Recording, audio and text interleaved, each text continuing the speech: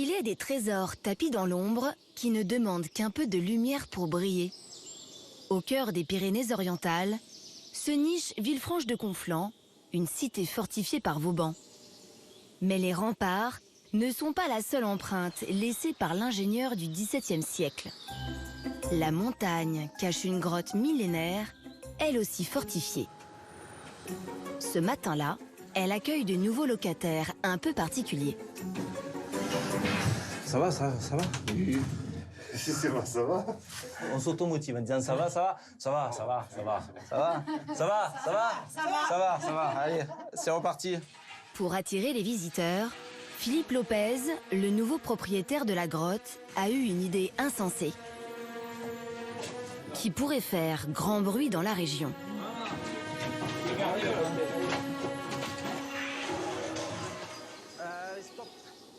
À Villefranche de Conflans, dans les Pyrénées-Orientales. En ce mois de mars, la grotte Cova Bastera change de propriétaire. Alors je vais quand même remettre la clé à Philippe. Eh oui. C'est une clé du XXe siècle. Alors c'est pas la clé de Vauban celle-là, Non. c'est ça. Merci Bernard. Hop, Le chapeau. le chapeau, t'es tout bon. Bernard Castillo a tenu cette grotte à bout de bras pendant 41 ans. Il vient tout juste de la revendre 400 000 € à Philippe et sa femme Alexandra. Elle est lourde, hein, Bernard, la porte. Oui, elle est lourde. Ça y est, on y est. Vous êtes chez vous? On y est, ouais, je suis chez moi. Enfin, il est toujours un peu chez lui. Hein. C'est un moment fort, je suis content.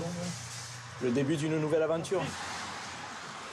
Hier, j'ai envoyé un petit message à mes enfants pour leur dire, les enfants, on va avoir une grotte, quoi. C'est juste dingue. Dingue et rare. Sur les 65 000 grottes que compte la France, moins d'une centaine sont aptes à accueillir du public. Celles classées au patrimoine mondial de l'UNESCO, comme celle-ci, sont exceptionnelles. Il y a un jaune, un rouge. D'accord. Jaune, clac. Ah oui. Appuie sur le jaune, D'accord. ça allume. Non, c'est allumé là, hein? Oui, c'est bon. Essayez de pas monter plus vite que moi, c'est sympa. C'est dur? C'est dur. C'est très dur. Allez, les dernières. Allez hop. Et voilà. C'est chaque fois que je reviens, je trouve ça encore plus incroyable. Les 126 marches mènent à un parcours de 400 mètres de galerie. Au fond, cette pièce fortifiée par Vauban en 1707. Ok, on devient propriétaire, mais on devient propriétaire aussi de... Enfin, on a un devoir de transmission, on a un devoir de préservation, tout ça. Donc ça compte, quoi, et ça met une pression supplémentaire. On n'avait pas besoin de ça.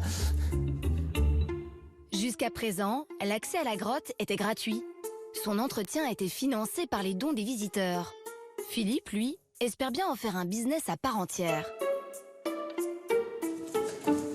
Et il ne compte pas uniquement sur la renommée de Vauban pour attirer le public, mais sur 150 dinosaures animés.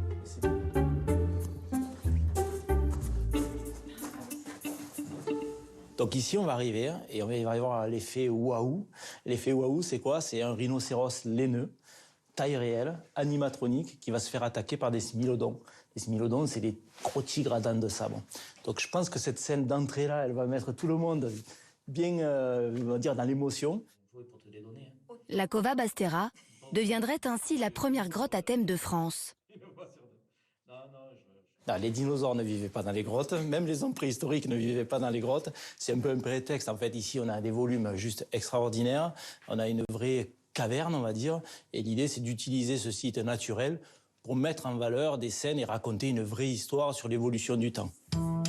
Lorsqu'il a appris au détour d'un journal télévisé local que cette grotte était en vente, Philippe n'a pas hésité une minute. Il est convaincu du potentiel économique de son projet. On est à Villefranche de Conflans, on est dans un lieu hautement touristique. Il y a 600 000 visiteurs par an qui viennent dans la cité. Enfin, j'ai zéro stress sur le fait que les gens aient envie de venir découvrir et de vivre l'expérience. Je ne vous cache pas que si je fais 30 000, je serais un petit peu déçu. Et que je pense que dès la première année, un 50 000 visiteurs, à mon avis, c'est jouable. D'autant que Philippe n'en est pas à son coup d'essai. C'est mes bébés, c'est mes petits. Entrepreneur dans l'âme, il dirige déjà le premier parc de dinosaures de France.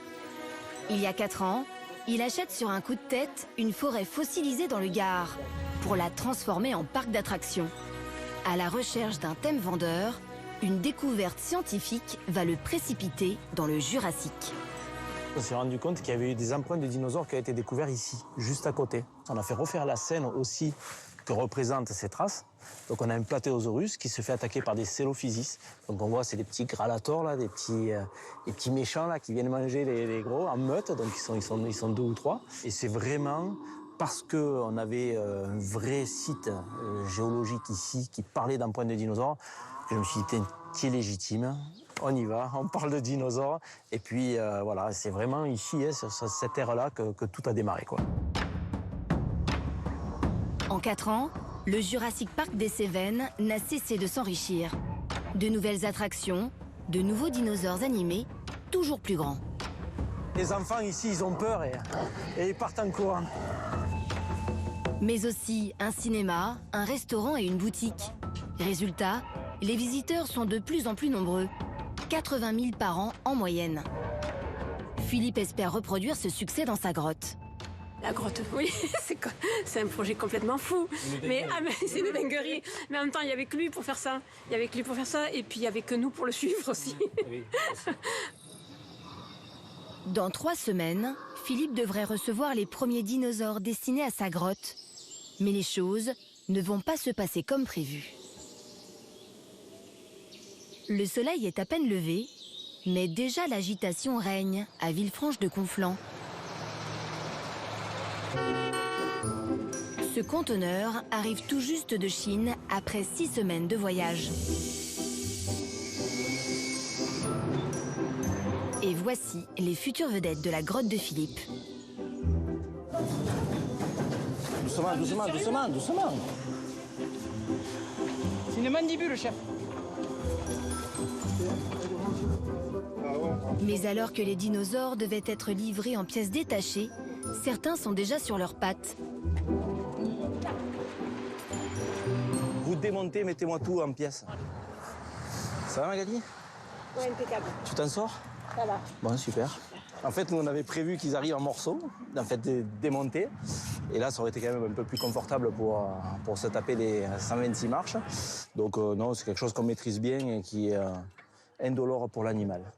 Amis et famille sont venus prêter main forte à Philippe. On est presque. On va arriver à prendre le virage? Non, on va pas arriver à prendre le virage. 1, 2, 3. Vas-y sur la tête. Allez, un pouce. Allez. Allez, je coupe pas, allez. Introduire le Jurassique dans le grand siècle, c'est toute une histoire. Allez, 2 marches. Allez, Kevin. Vous vous attendiez à ça, Philippe? Non, je m'imaginais pas que ce soit si difficile. Vraiment. Hein. Je sais pas ce que vous en pensez, les gars. Ouais. C'est une dinguerie. Quand je vois l'effort qu'il faut juste pour faire la moitié et tout ce qui reste dehors. Certains dinosaures pèsent plus de 200 kilos. Le troupeau représente plus de 400 000 €, soit autant que la grotte.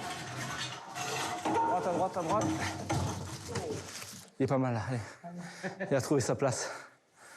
Ah ben c'est un sacré investissement, hein. C'est-à-dire qu'on se pose quand même pas mal de questions, à savoir est-ce qu'on va arriver à en faire quelque chose de suffisamment rentable pour amortir cet investissement. Bon, c'est reparti.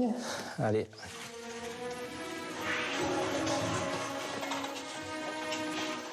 S'ils n'étaient pas à mes côtés, jamais je m'aventurerais dans des projets aussi titanesques, parce que ce que je leur demande, en fait, on peut le demander à personne, quoi.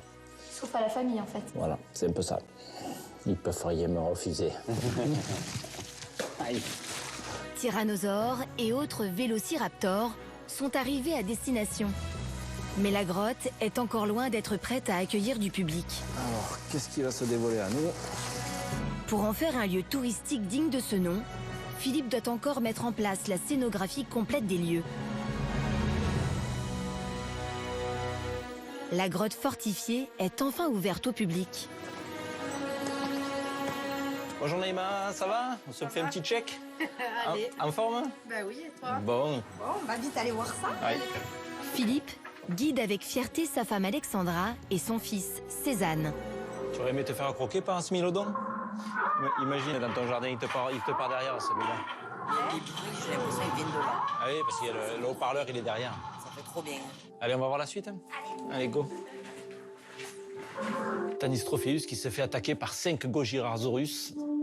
Tous s'animent en même temps. On dirait qu'il lui dit non. Ah, s'il te plaît, ne m'attaque pas. C'est la loi de la nature. Il faut bien que je mange. Attention de ne pas tomber, Cézanne. Ah, tu penses? Fais pas tomber ton père. J'imagine que beaucoup d'enfants rêvent que leur père monte un parc à thème comme ça, dans une grotte. Et moi, il l'a fait, quoi. Donc, voilà. Content.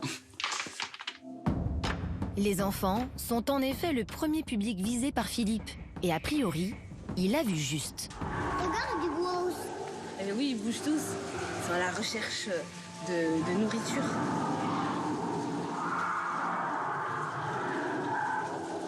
Mais lui, il cherche de la plus grosse viande.